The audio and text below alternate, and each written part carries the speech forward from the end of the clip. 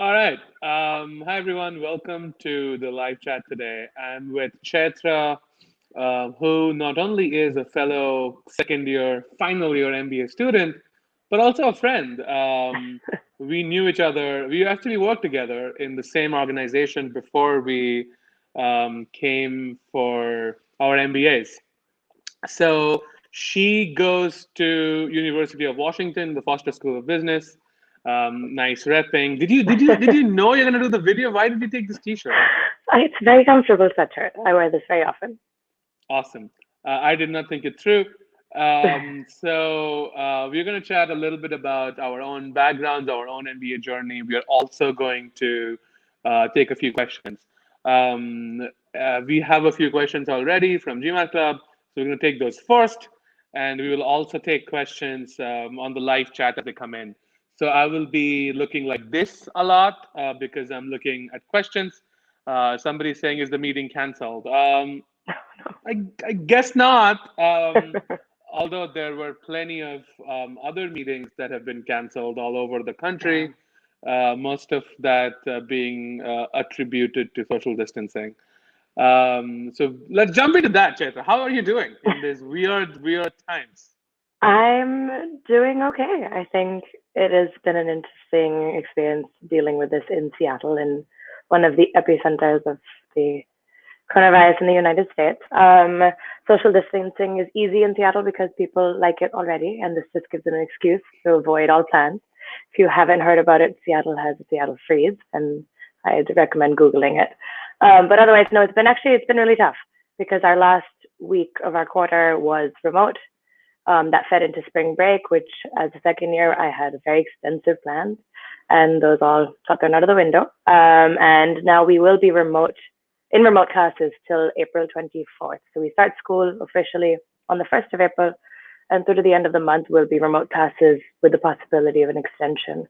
So that's going to be an interesting experience because a lot of us have left our sort of um, TED Talk-esque classes to this quarter, and so to have Hmm. those over online is going to be an interesting experience. I'm waiting to see what happens. I feel positive that they're going to find some innovative solutions, and I think Zoom has been one hell of a solution to online classes, and It's they're also tech. been one hell of a stock for me. The Zoom stock has been outperforming everything on my portfolio, so it was great. I'm just gonna make sure that we're all visible and audible. So people on live chat, if you have any audio issues, video issues, let us know. I keep running into these. Today it's a little bit safer because I have somebody in the call with me, but generally I do keep running into stuff like this. We have about 45 people watching right now, so it's pretty awesome. Um, so let me ask you a quick question first. Why did you pick Foster? Why did you decide to do an MBA? Because, by the way, for everybody who knows me fairly well, know that my background is education, Teach for India, and all of that stuff. You were in Teach for India too, in the same year that I was, and a lot of people in Teach for India come to business school. It's similar to Teach for America, but that's not the majority, though. Most people, when they think of grad schools, they do things like education, public policy, and all of that stuff. And I have my own opinions about those courses. But why did you decide to do an MBA and why Foster? So prior to MBA, as you mentioned, I was in education. I worked in the nonprofit space in India. After that, I spent a few years in ed tech and then working with the local city government in their digital systems, in their digital systems programs. For me, business school is really important because I wanted to be taken seriously. And now that business school is done, I'm allowed to be a little more honest about my opinion, I think. Oh, yeah. And yeah, it's not my interview answer anymore. But I think for Yeah. me, it came to a point where I wanted my voice to be heard in the office space. I wanted senior managers and senior partners to really see me for who I am, and they did to a degree. But I wasn't being compensated enough for it. I wasn't being valued enough for it, and I wasn't being considered as formal about it. It was, oh, she has good ideas, but she doesn't have a master's degree. She doesn't have an MBA. And so that sort of led me to what are my next options. And as you mentioned, with masters in public policy and these other very interesting, sort of more natural degrees, post education, post nonprofit, came the point of sustainability and compensation. And as I thought about my future, and figuring out what I wanted to do. I didn't know if those degrees really fit into my long-term plan of, like, my own independence and taking care of myself, and things like that. And so that really just led me to business school to figure out how your business knowledge and business skills could be tailored to any kind of field and industry afterwards, depending on what I wanted. So even if I wanted to get back into education or nonprofit or anything of the sort, an MBA would still help. And so that's kind of what led me to business school. Awesome. And then why Foster, right? Yes. Why Foster, as Shavik knows, is because of Shavik. I will be honest, I hadn't really done, I didn't really know much about Foster at the time. When Shavik basically pushed me into it and was like, you need to look at Foster. It is a great school. You will do really well there. And that's kind of how I started my Foster journey. It came down at the end to Boston University and Foster. I did my undergrad outside of Boston, and so I had a lot of experience in that city. And so it was very natural and very comfortable for me to want to go there. But all said and done, I also like to change things up and try new things out. And so Seattle was a city I'd never been to. I'd never lived on the West Coast. And so I was really intrigued by Seattle. As everyone watching this call will know, Seattle is the home to some of the biggest tech companies out there. And I really wanted to see what it's like to be part of that. The SEN network and that economy. And then, of course, the Pacific Northwest has always been an intrigue. And I wanted to see what that whole vibe like, very different from the East Coast, which was what I was used to prior. I love the East Coast. A lot of people are asking about our pre-MBA background. So this question was great. I guess your pre-MBA background is sort of covered. I'm going to go ahead and do my very quick thing for people who don't know me. So very similar stuff. I started off being an engineer, though. I did 2 years of engineering, and I was grossly overpaid, and as a result, pretty bored of my job. And I just did Teach for India because I thought it would be fun teaching, and it was. I love teaching. Teach for India, by the way, for most of you who don't know, is an education organization that sort of gets people straight out of college or early in their careers to spend 2 years teaching in a very low income school. And there are some other leadership aspects of Teach for India, but the thing that I loved the most was actually my own classroom. And I love teaching. And after 2 years, I had the option to go back to my old job at Siemens, where I was a design engineer, or stay on in education. And I decided to stay on in education because I felt I could contribute more here. It was a really selfish millennial thing of where I find my own purpose. And my parents hated it because the money just wasn't there. And I did education for about 3 years, much to their annoyance. I did ed tech, I did some school leadership stuff. I just kept on doing things that were challenging. But after spending about 5 years in education, I took a pause because I started to figure out what are new ways to disappoint my parents. And like a 200 grand loan to go to business school seems like a really good idea. And I always wanted to come to business school because the Gmat has been such a big part of me. I started taking standardized tests very early in the game. I remember taking my first standardized test in 2011, straight out of college, and I loved it. And I was a part of Gmat Club for a very long time, and I just knew it was only a matter of time when I applied to business school myself. I actually applied twice. I applied first in 2017. I got into 0 schools, which was great. It taught me a lot of lessons. It taught me how important the GMAT is. It taught me also the importance of not losing your passport, because your GMAT's not going to go well if you're frantically going to the government offices to get your passports. Anyway, so I did a lot of things right in my second year. I applied to more schools. I was a significantly better candidate, got a promotion and all of that stuff. And of course, my GMAT was a lot better too. I eventually landed in the Michigan Ross. I was picking between Michigan Ross and Tuck and Stern and McCombs. And there was some money involved in a few other schools.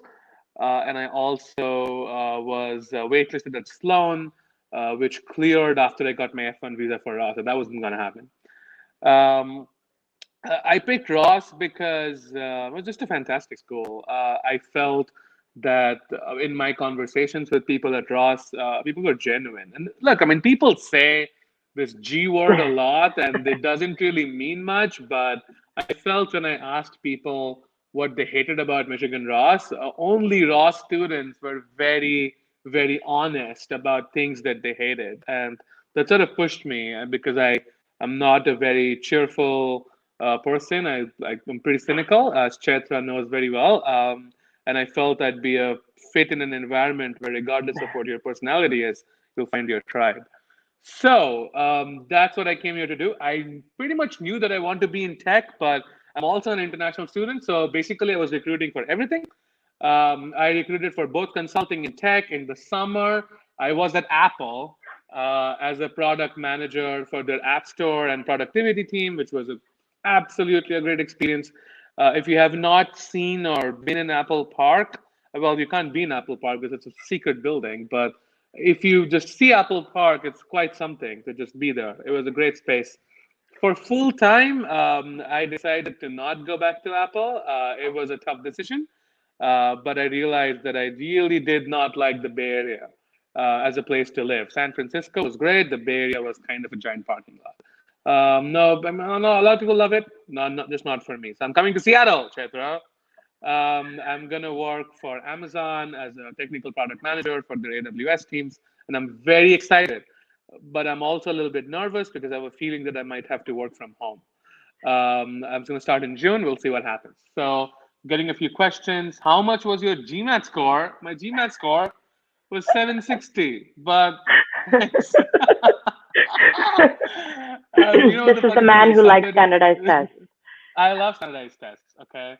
Okay. We get our first question. It just has to take it. Do you think the ongoing corona topic is going to hurt the future prospects of upcoming MBA students, especially international applicants? By the way, if you say the word corona on YouTube, your video is going to get instantly demonetized, but I don't really care, so that's fine. But if that's a good question, so I'm going to let you go first, Chetra. What do you think? From an application to MBA standpoint or from a job perspective? I can answer both. I think he or she is talking about like both of those things. He's Yeah, mentioning okay. upcoming MBA students, especially international applicants. Yeah. So I think from an MBA application standpoint, so I work closely with the adcoms at Foster, and they are working day in and day out to figure out what is the best solution to applications, to delays and examinations. I know that Pearson centers may or may not be closed, like there's some chaos around that. And I know that admissions across the country are working really, really hard to figure this out. Yeah. I think if those things do happen, that's sort of like a force of God, and we would never be able to have predicted that GMAT centers would not be open. And I do believe that schools will be able to figure out something to accommodate applicants from around the world. From a job perspective, I don't think there's going to be too much of an issue. Generally, I think the issue may be for certain industries like cruise ships. If you plan on having a post-MBA career in the cruise line industry, then maybe it'll be tough. But as we just mentioned with Zoom and stuff, technology is booming.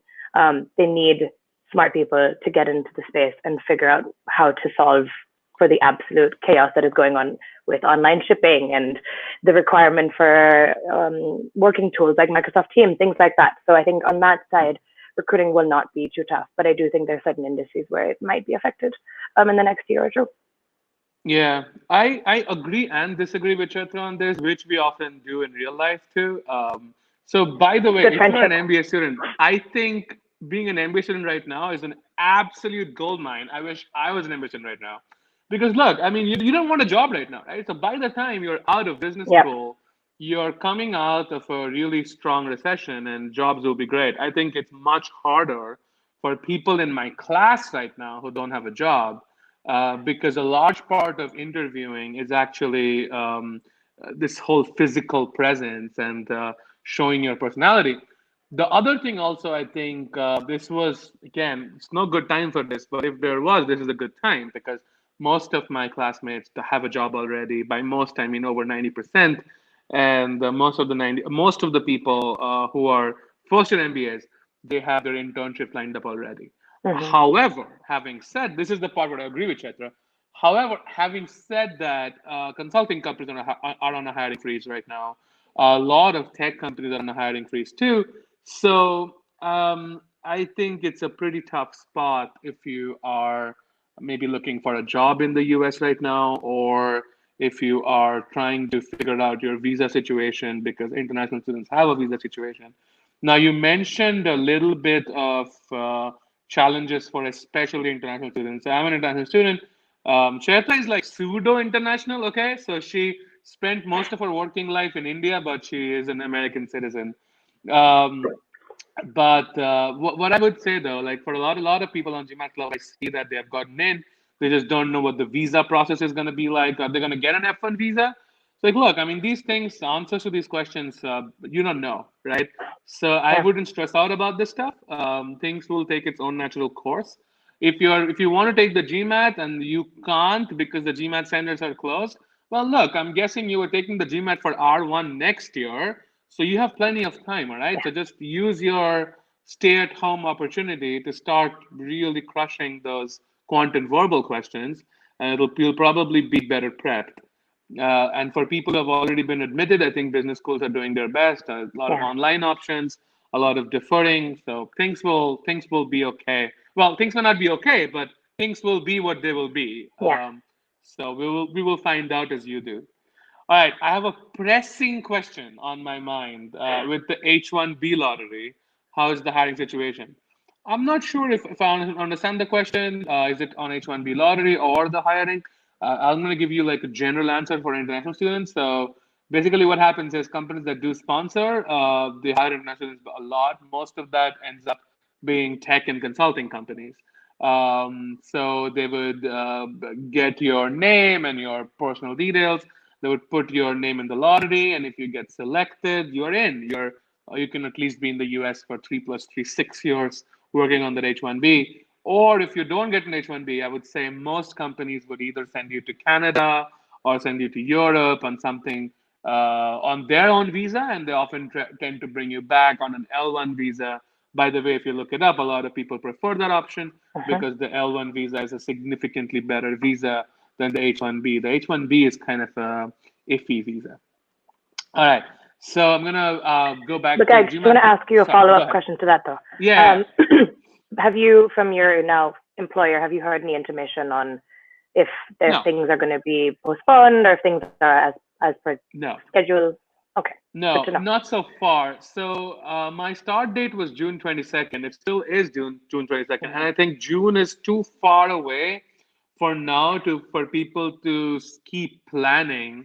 Yeah, Haven't heard anything yet, but most people I know in Amazon, in AWS teams, they're working from home, but not much has happened to their work situation. What about you? Are you comfortable sharing where you're going for full time or no? I mean, I'm happy to share. I'm going to be joining Liberty Mutual Insurance for their corporate development rotation program. So I Very actually just got an nice. email from them last week, which was like, everything's as per schedule. Don't worry, you will still be starting in July, and so on and so forth. So it's just why I was wondering if you'd gotten any intimation since you have Right. visa stuff coming up. Yeah, so let me go for a few other questions. The title of our video, Chetra, is whether an MBA is worth it. With it. Tell me, was it worth it? I think it was worth it, and I think it only took me till now to kind of reflect, have the time to reflect. I have so much time now to reflect back and really think about whether it's worth it or not. I'm really glad I came to FOSSA, and like I think that's the first part of that answer is from a worth it standpoint. It's like there are multiple things. Like you quit your job, you spend 2 years, you move around across the world, you have to make friends as an adult, and I hate that. You have to like learn how to interview and job, like all of these kind of difficult, not the most fun things you're sort of forcing yourself into. And then there's the other side of it is the money and how much you have to spend on a degree, and you have to rent an overly priced studio apartment and buy furniture and all of these other things. And all in all, I think I'm really glad I did it. If I had not done this, I would be making, I don't know, like not even $1,000 a month. I would My health would have been not too great. I wouldn't have any savings in my bank account. I wouldn't have had any new skills if I hadn't left and done the MBA. I think I would have still been struggling to figure out what's next and getting people to see me and actually value me at the table. And now I know that that's definitely part of my future. But that being said, like I think the MBA taught me a lot. It's put me in really difficult situations. It's made me really fail miserably. I thought the Gmat was going to be the hardest thing I've ever done, but it was definitely job interviews, which were tough. But I've learned a lot in that process. My growth has been immense. I can actually explain things in finance now, which is remarkable.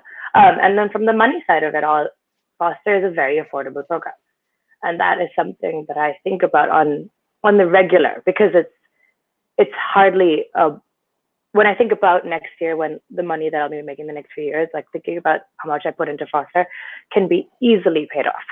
And I think that's the one like plug I have for Foster is if money is a concern from a spending standpoint, I would strongly, strongly recommend looking into smaller, slightly more affordable programs, because those are the ones where the ROI is immense. I mean, I think Foster is the number one ROI in the program. Because you spend about 120 on the program and your average salary afterwards is like 140 something, straight up. And then that's not even taking into account all the stock and the fact that everyone goes into tech. And so with that in mind, like I would definitely come back. If anything, if I have to go back and reapply and do all these things again, I would still end up back at Foster, I think. And I would definitely recommend it. Awesome. I mean, I have similar thoughts too. Like, I think it's worth it, but it sort of depends on what your goals are. Like, if you are just here to make money, which most of us are, to be honest, that's the most primary goal. If you're just here to make money, you should pause and rethink, because there are a lot of other ways to make money. Like, for example, you could go to a business school in your home country. You could go to if you are from America, you don't really have to go to a specific school to make money. You can just pretty much go to any school, and as long as you know how to network and as long as you know how to do things, you should be fine. You should be able to get those jobs. You can learn coding and make money. I was just talking to a friend who just went for a 10-month coding boot camp, and she's making six figures right now, working at a pretty promising tech company, which we have all heard of, in Seattle. And she's making a post MBA money, and she only put in I don't know, like maybe $1,000 a month on rent in Seattle. Her boot camp was free, and there are lots of ways to make the post MBA money. I think where MBA sort of stands apart is like you're sort of exposing yourself to 2 years of extreme pressure environments, and I think that only does good things for you, especially if you haven't worked in high stress environments before. And B, this is like people keep talking about this thing like the network. I think the network helped me get the jobs I have, and the network hopefully will also help me in my future transitions, and I'm looking forward to tap into some of that. So I think business school is not just the money, but it's definitely a part of the whole equation. So I'm making touch wood pretty decent money out of business school if I still have the job.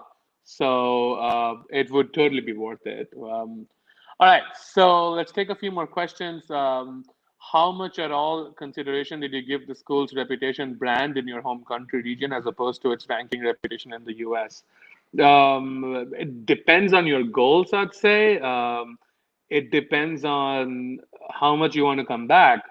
But I would also say that the brand doesn't necessarily mean if your mother has heard of it. A lot of people think they have this thing that, oh, nobody in India knows what Booth is, but everybody in India knows what Yale is. So Yale must be better than Booth, which, by the way, I would never agree with. So it's more than a brand.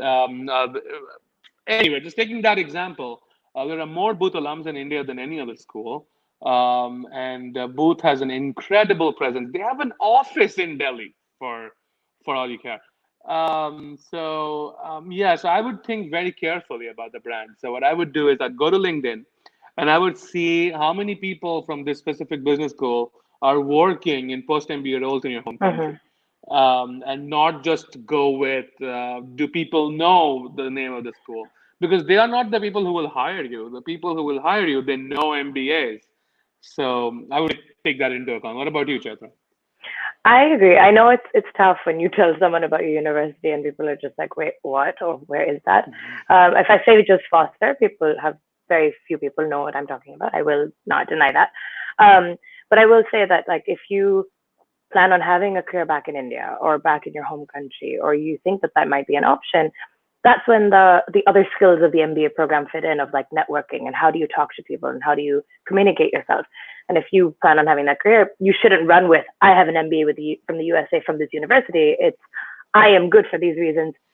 I also have an MBA from the USA. It's not that, unless if you want to say you went to Harvard and everyone knows Harvard, sure, you could say I have an MBA from Harvard and people might immediately open the door for you because they recognize it. But if they don't, you have to sell yourself not by the school you went to, but by the work you've done and by the skills you have.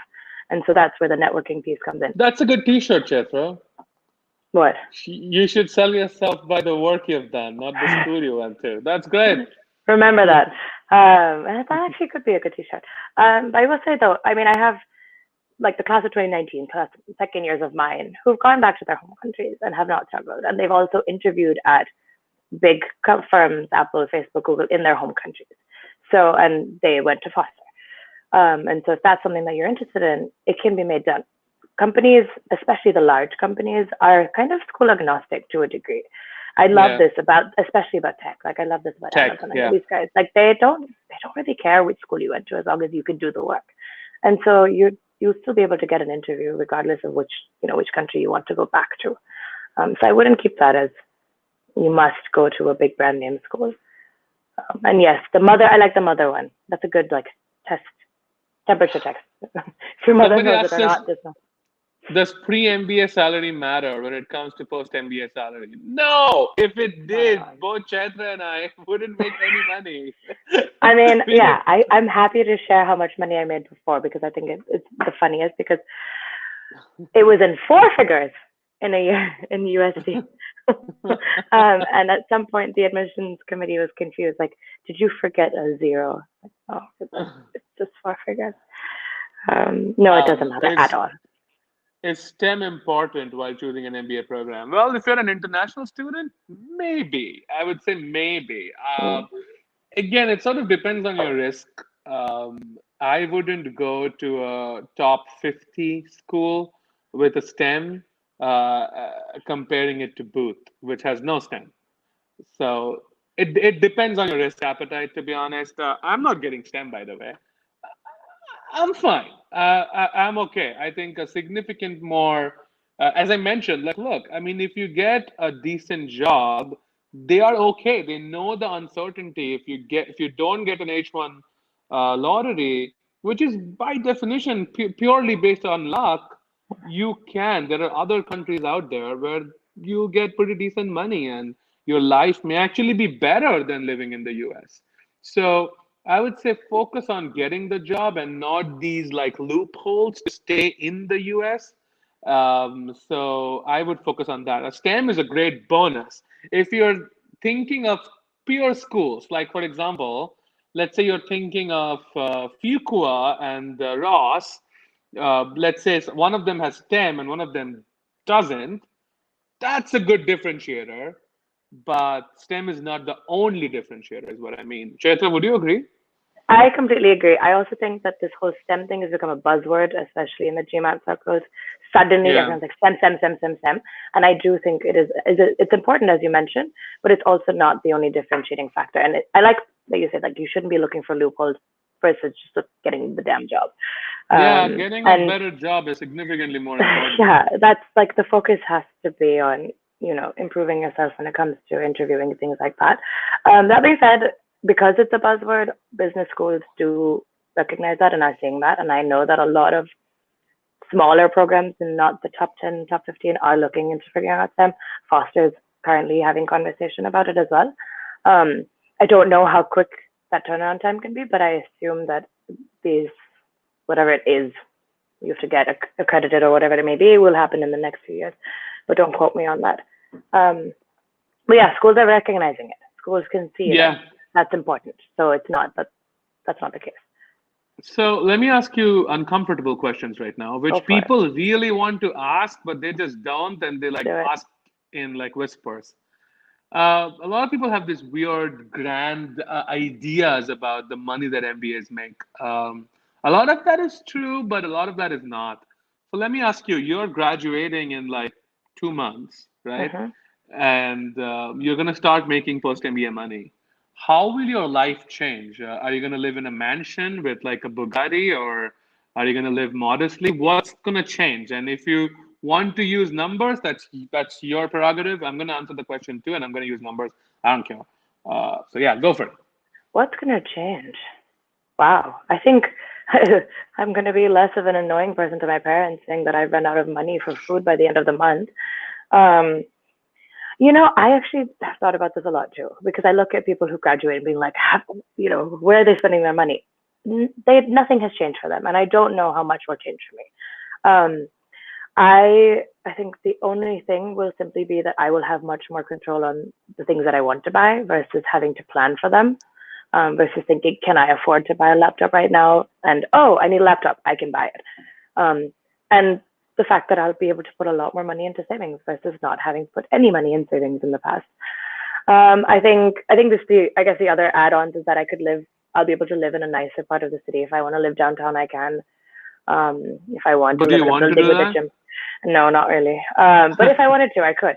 And that's really it. Like otherwise, the things that me and my partner are now talking about are like buying a car and stuff like that. Sure, that's part of the American dream, and a lot of people have done it earlier. But for me, this is like my coming of age a little bit later. But other than that, truly, I don't think very much will change, except the fact that I will have money in my bank account. Um, I will say though that the one thing I will say though is um, the great part about having a MBA salary is that it does get to cover up a lot of the expenditure that you've done in the MBA program, and so that's where things like signing bonus and stuff I think are huge factors. And so if you want to just sort of pay off large chunks of loans and things like that, that's where I think signing bonus and stuff comes in, which is very, very nice to have. yeah. So I mean, similar. I think. By the way, I live in a graduate residency program in Michigan where it's very swanky. Like I don't deserve to live here. Um, so I think my living standard would actually decrease when I move to Seattle. But in all honesty, like, look, I mean, post MBA salaries are great. They make a lot of money, and I often have this weird confusion where I question if I deserve that money. So both Chaitra and I used to make peanuts back in India because not only were we working in India, we were also working in education, not for profits in India. So we were like 3 steps behind the average. And now suddenly I'm making like like 100,000 times that amount. I was like, oh, what? Nothing really changed. I'm still the same person. um, I do think money helps in sort of having the security. I'm gonna use numbers. I don't care. I think my total comp will be somewhere in the range of like 200 to 280, depending on what Amazon stock price is gonna be. It's gonna be in that range. But look, a lot of people don't factor into account. You pay a ton of taxes in this country. So you pay your taxes, and then I have student loans. I have about 140, 135 grand in loans. So I'm going to pay off my loans as soon as I can because I want to be debt free. And then I do want to be able to save enough to not worry about being fired, maybe for like six. That's called an emergency fund. That's what the stock kids call it. And then I want to be able to save up enough to make erratic decisions in my life. Like for example, one of the things that I really want to do is to explore places to live. Early on I realized that I really hate traveling. I just don't like to go to a place and stay there for a week, see some new things, and go back and live out of a suitcase. I really hate that. And I realized that I really enjoy living somewhere for like 3 months, 6 months. And I want to be able to do that without having to worry about how can I afford it or Mhm. how can I work here. And the other thing that the MBA has done for me is being able to get a job, or realistically being able to apply and be considered for a position anywhere in the world. Hmm. Like, for example, if I were a finance person and I wanted to get a job in, I don't know, Africa, or maybe in Europe, it might have been more challenging. Or if I was a tech programmer, I would not get a job in those places. So the fact that the MBA is a lot more generalist makes me pretty happy. I'm not gonna get a Bugatti. Somebody had a follow-up questions if we can really afford it. Like, look, man, I have seen A people Bugatti? buy cars they can't afford all the time, Yes. and then get bankrupt and lose their homes. But no, even if I could afford a Bugatti, I wouldn't buy it. That's just a weird. How much does a What it's Bugatti a cost? I don't know, maybe like 80 grand or something. I don't know. I have no Uh, Look, I mean, I can afford it. I can afford it in a way where I'll be an idiot to actually buy it. But also, cars are like depreciating assets. You shouldn't buy well, yeah. cars uh, unless you just hit the lottery. You just shouldn't buy cars. It's just stupid. Unless you live in a suburb in the US. How have you funded for a 120K plus for an MBA fees as an international student? Indian banks don't have a provision for blah, blah, blah. Okay, I get the question. I'm going to You take can a answer little that. bit of it and then Chaitra can chime in too. You can ask your dad. I mean, no, I'm kidding. You shouldn't. There are loans available. So, for example, a lot of universities would co-sign your loans, right? And you can get a federal loan in the US at like, I don't know, 6%, 7%, which is a pretty good rate, which is probably going to be a better rate than any Indian bank will give you. Then and now I think loans will get even cheaper with the Fed rate cuts. The loans are going to get rock bottom prices. So I'd be happy with that. The second thing is there are also third party lending institutions. I took a loan from Prodigy Finance and my APR was close to 8%. But a lot of people worry about the 8 and 6 and 5. These percentage points only matter if you are trying to pay off your loan over a long period of time. If you are paying off your loan in like 3 years or 4 years, a 6 and a 7%, there's not much of a realistic difference between them. I mean, sure, there's a difference of like, I don't know, 5 grand. I'm just spitballing here.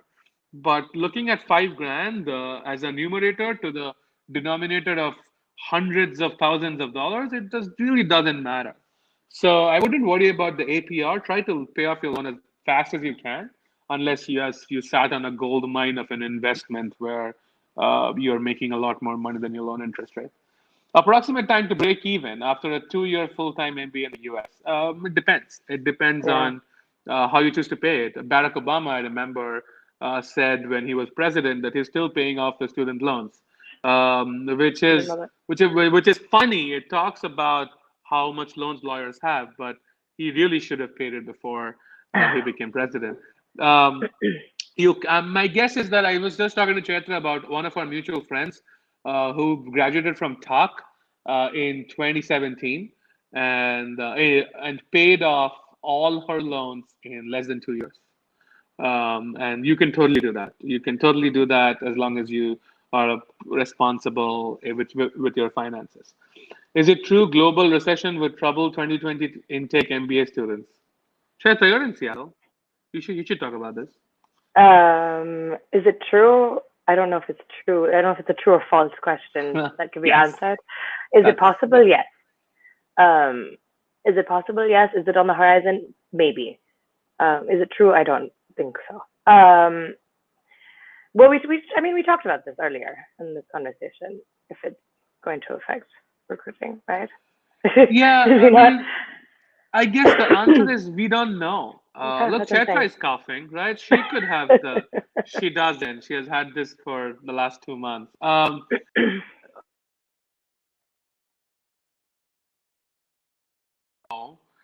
Sorry, did my feed just go out? Yeah, for a split second. Okay, You can back now. start your Everything's good. sentence again. Yeah. There's some issue with the sound. Yeah. Just give me a second. Okay. We can hear you clearly. I'm gonna go out and come back again really quickly.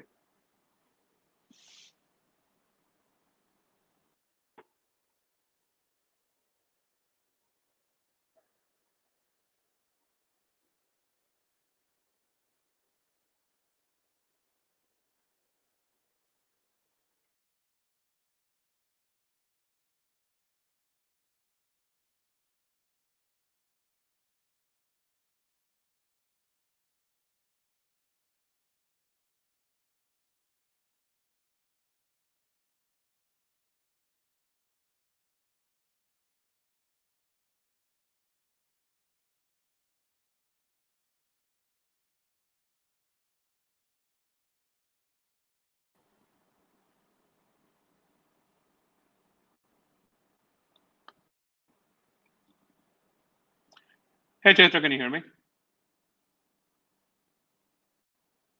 Oh, man. I No, think no, my no, no, you, AirPods. no, no, no, no, no, not you. Okay. That's me. I had Okay, muted good. myself. Good. Okay. Yeah, Yeah, look, I mean, I will say that like nobody knows what it means, right? So yeah. you said Goldman Sachs and UCLA made a forecast last week. I'll tell you this, every single bank was making a forecast that we will hit a recession starting in 2018. Yeah. Guess what happened in 2018? We hit the most bullish run we could ever possibly hit. Mhm. So, people make predictions all the time. Some of them are true, some of them, but they are still predictions. So I really don't know. What I would recommend is what I've seen before is recessions are great time to come to business school. Yeah, Recessions are worst for people who are graduating, yeah. right? So it's much worse for Chaitra and me than you who is thinking about coming to business school today. We are sort of hitting time right now. I'm gonna take a few pressing questions before we head out. Um, yeah. So somebody asks about what made you pick Liberty and why you chose to go there.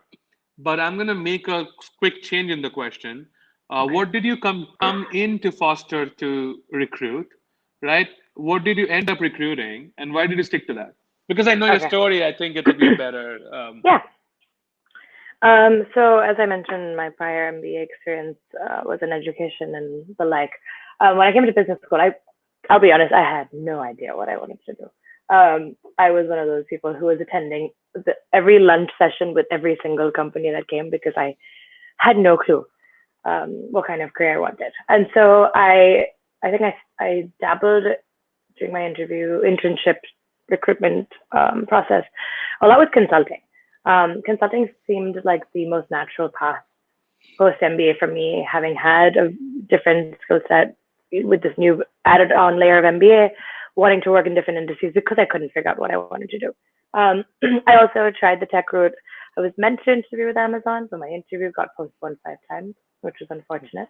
But I ended up at Liberty actually by chance. This is a weird story, but I had never considered Liberty. I thought insurance was never going to hire me. I have nothing that the insurance industry needs. But I had a friend who happened to be rejecting his Liberty offer for another for consulting company. And he reached out to me. He says, "Have you considered this company?"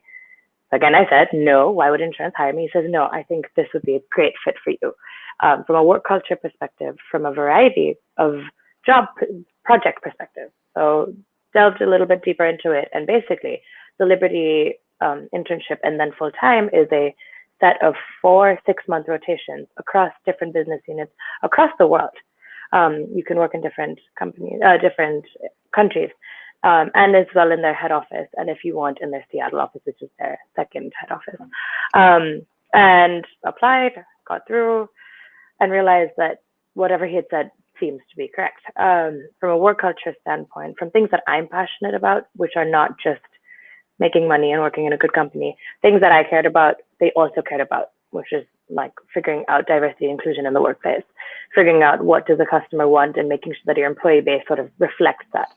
Figuring out how to have a work-life balance. Those are things that they really cared about, and I wanted to sort of see if they walk the talk. Yeah, walk the talk. So I did the internship, and they truly did walk the talk. It was remarkable. I'd never expected this of such an old, massive Irish white Catholic company to behave that the way they did. They really cared about the things that they were branding, the things that they were marketing. And that's kind of why I went back. I thought that I spent a lot of time thinking about this, talking to other interns as well. And really, I felt so spoiled over the summer there that I could go to work Yeah. at nine and leave at 5 and not have to take my laptop home and cry because I was working through the night and got compensated well and got to live in a great city and work with probably one of the best bosses I've ever had. And that really just brought me back to Liberty. I think there was nothing that would have made me change my mind when I decided to sign the offer. Yeah. Awesome. We're closing the end. I'm going to take one more question that I think is important, but I'm going to add to the story. By the way, I'm going to do a plug for the Gmat Club's YouTube channel. Drop a like if you can. That helps us with YouTube's weird SEO. And also, we are doing videos every single day almost. So subscribe to the channel to get notifications. So one of the things that I like about your story is just being open about opportunities. I think a lot of us have this one plan that we are going to do in business school, and if that plan doesn't pan out, I'm just going to be depressed. And look, that's fine, that's acceptable. But one of the great things about business school is just the breadth of opportunities that you see around you, and if you don't truly leverage it, then I guess you're missing out. So I would say being open is super important. Not everybody wants to be a consultant. Not everybody likes to be a consultant. And I'm just taking on consultants, but like, look, consulting is great, and I loved working with consultants. There's a weird stigma around consulting, like they don't really do anything except for presentation. That's absolutely not true. The consultant friends I've made are actually the smartest people in the room. Anyway, so Naman asks, can you give out a quick checklist of things to take care of for a recent round two admit? I like this question because it's like very process. So like number one, you need to make sure that you're A-okay for the visa, which means like your I-20 is in place, your visa is in place. You have a fair bit of time before you get your visa. So if the offices are closed right now, don't fret. It's fine. I think they're going to open up for April, so you'll be okay. And who knows, maybe they'll start an online application that will ease all of this process. So just take care of your visa. Second, talk to people. Talk to people from the business school. Don't panic. Talk to them about questions that you would have asked them anyway. And then throw in a question about, hey, how is this shaping out for you? Do you think business school would be the same? Blah blah blah. So talk to them in a way that that makes them feel appreciated. That it's not a panic call, but it's a real call.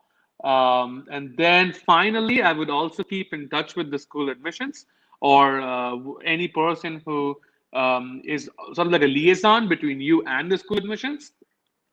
And don't harass them with emails, but be in the know of what the next step is. And to be really, really honest, keep yourself flexible. A deferred admission, especially if you're young, is a great idea. And again, I don't want to ring like alarm bells, but if I had the option to do a deferred admission, I would take it because that would sort of give me this one magical year in India. And right now, staying out of India for almost 2 years, I've started to really miss it. I really wish I had done more when I was there.